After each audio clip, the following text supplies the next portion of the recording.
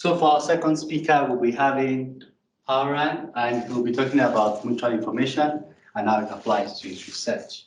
Haoran, please take the stage. Thank you for the introduction. So you can see from the title is called Normalizing Flow-Based Mutual Information Estimation. But essentially, I will just introduce some methods that we propose to estimate mutual information, and I will show you by experimental results that all methods outperform other existing methods. Okay.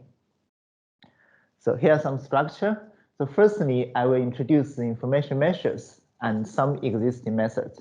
Then I will show you the problem of existing methods, mainly on the dimensionality problem. Then I will go to the category of all methods, which is called parametric methods.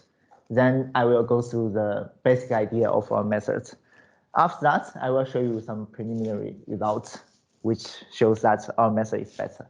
Okay. So,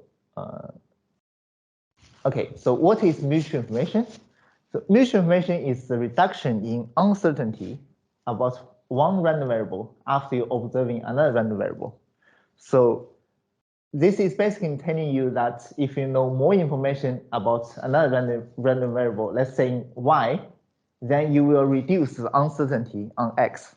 Okay. So how do we quantify this? We can how do we calculate this? We can use the entropy, which is given here. It's the minus expectation of the logarithm of the density. Okay. So if you want to calculate mutual information, you can use the 3-hash principle, which is the entropy of x, entropy of y, minus the joint entropy. So it's the middle part here. Okay. And there's another way to calculate it, which is the way we're going to use in our methods, which is using the conditional entropy, which is the entropy of x minus the conditional entropy of x on y. Okay. Then there's some existing methods. We basically classify the existing method by parametric method and non-parametric method. So non-parametric methods telling you that we do not need any assumptions to estimate the mutual information. And we do not need, of course, we do not need to optimize any model parameters. So the results gonna be instant, which means you put the data into the algorithm, you instantly get the estimation of mutual information. Okay, and parametric methods parameterize the space of the probability density function. So the parameter can be learned from the data, which means you need to learn the data, then you estimate by the learned parameter and model. Okay. So there are some existing non-parametric methods listed here, but I want to point out that the case nearest labor method is the best non-parametric method for now. Okay.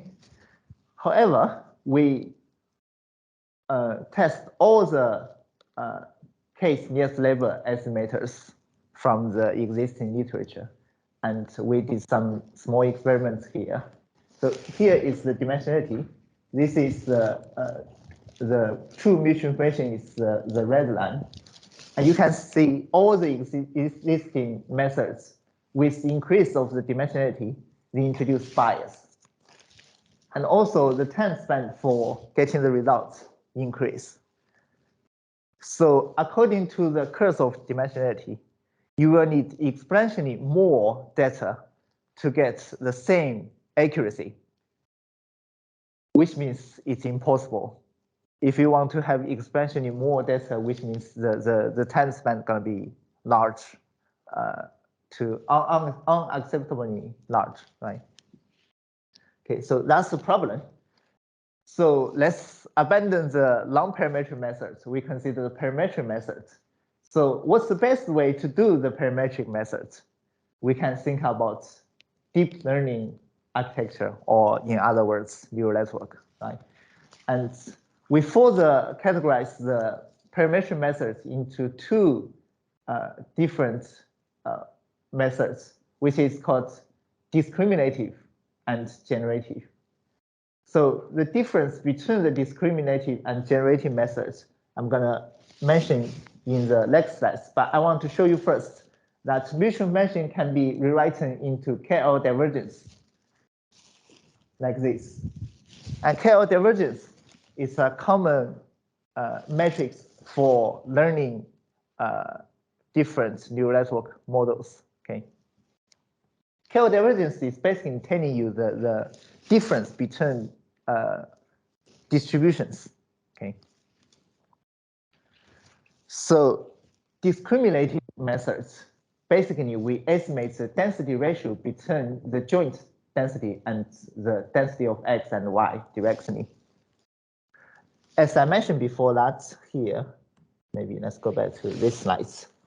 You can see the entropy can be calculated by minus expectation of the logarithm of the density.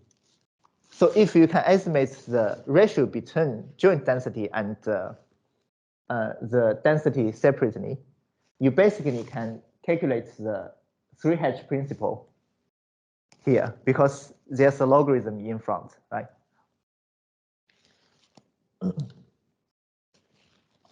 So that's how we do the discriminating method.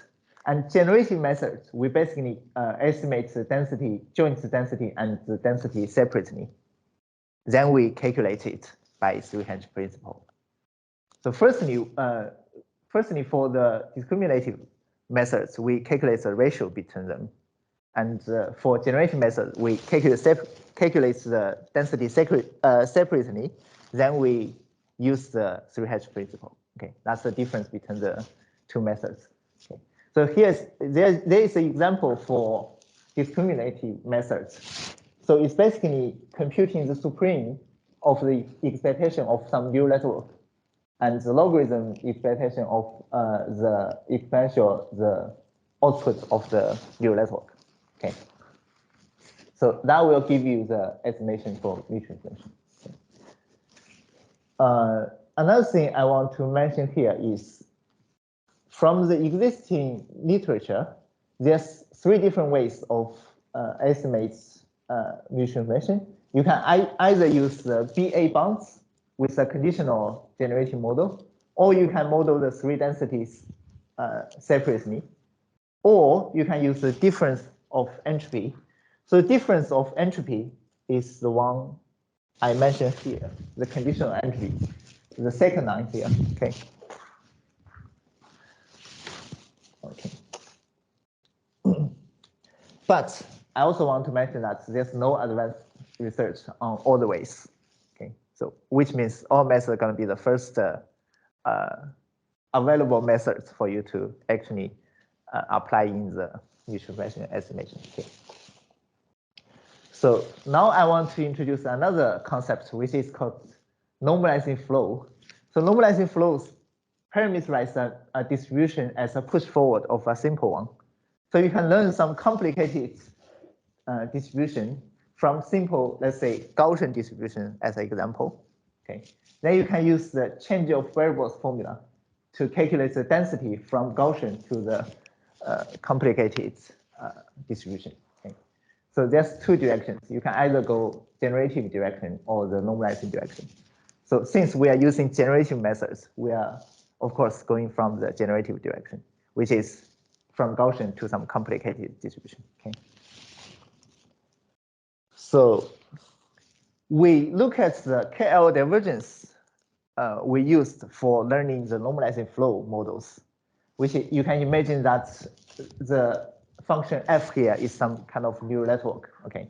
If we want to learn the neural network to actually generate from Gaussian to complicated distribution, we will need to use KL divergence as a matrix, okay, to learn the parameters. Okay, so we take the KL divergence here, we derive the KL divergence, then we ignore the constant here. So you do not need to know the details of these formulas. I only want to show you that if you ignore the constant and use the change of variables formula, you can see this is exactly the entropy of X, right? Which is minus the expectation of the logarithm of density.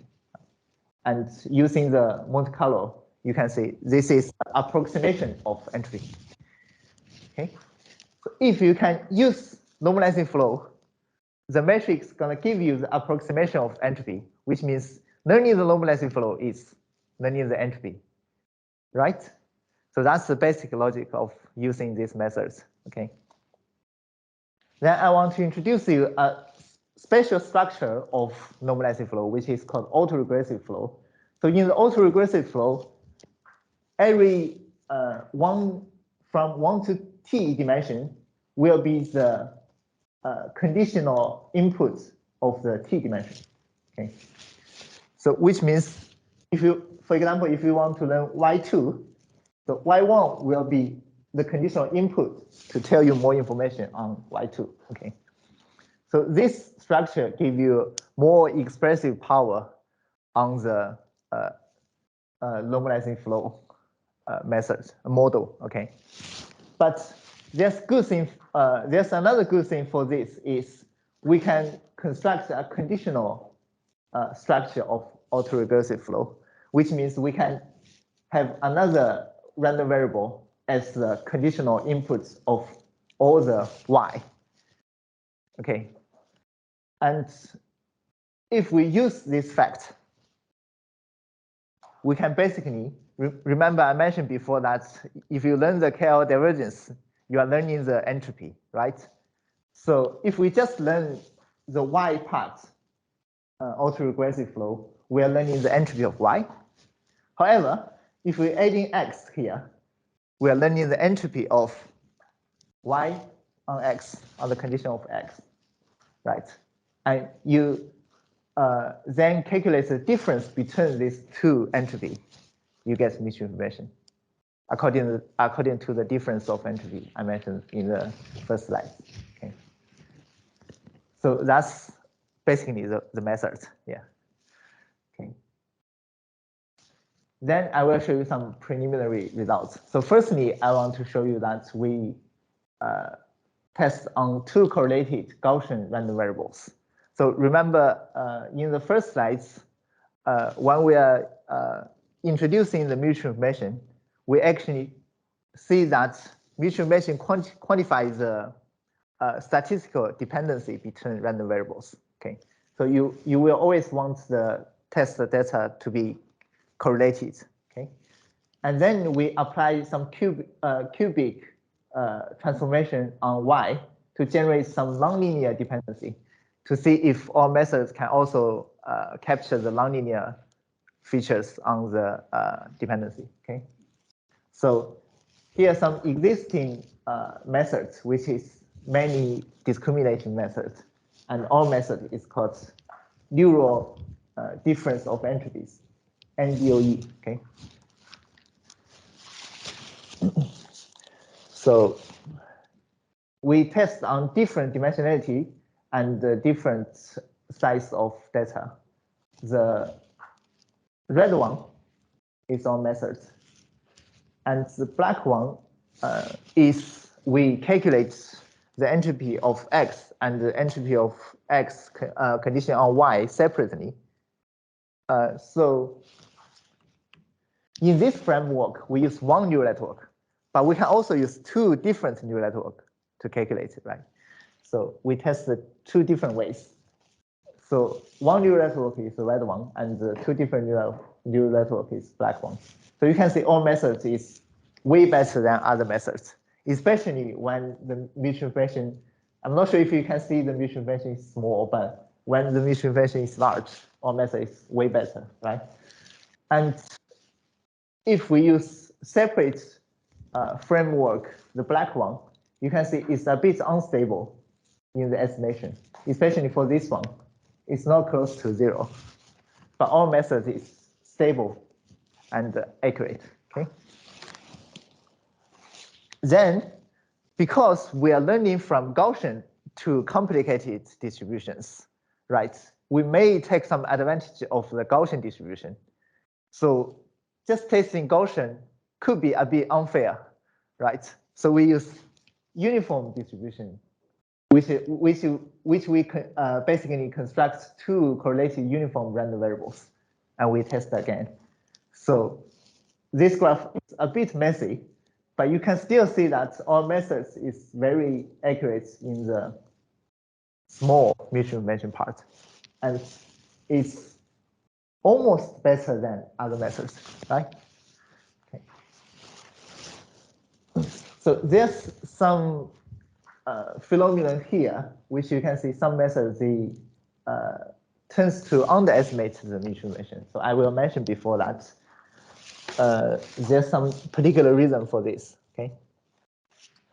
There's another advantage of our methods is we do not need large size of data to accurately estimate mutual information because we are not exploring the limits of data. We are actually learning the mutual information completely from data. So here's an example that we only use 1,000 data, and we learn for increasing epochs. Okay, and you can see all methods can converge to the true mutual information, but other methods just perform the same. Okay, so which means for small size data, we can also kind of express the true information. Okay. And the last one we did is long run behavior, which means we continuously feed the new data to model and to see the convergence of different methods. So you can see all methods always converge. Okay, so here you can see the underestimation of the other of this method I mentioned before, because they use some kind of clipping in the space, and this ignores some outliers in the data points. Okay, that creates the underestimation here. Okay, and another, you can see when the mutual information increase, all methods converge better. Okay, so then here's some take-home message. So we propose the autoregressive flow-based mutual information estimation, and you can see it all performs other discriminative methods in Gaussian and uniforms. It also shows better convergence behavior for long-run training, and it works for extremely small-sized data. Okay, and there's some future works we can do. Firstly, we can have more tests on machine learning tasks, because the mutual information estimation can be applied to generative neural network learning. Okay, so estimating mutual information is a very important part of learning generative models. Okay, so that's why we can apply these methods on machine learning tasks, but we need to do more tests. Okay, and another one is normalizing flows has constraints on the bijection of transformation, which means the input dimensionality and the output dimensionality need to be the same.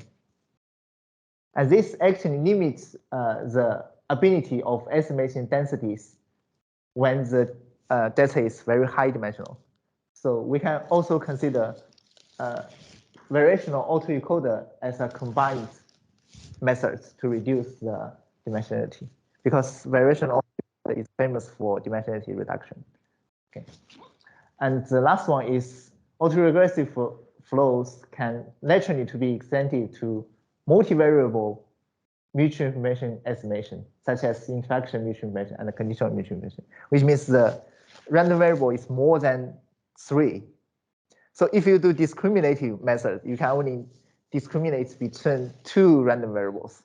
But generative method, you can have more random variables, okay, which give you more complicated mutual information estimation. Okay.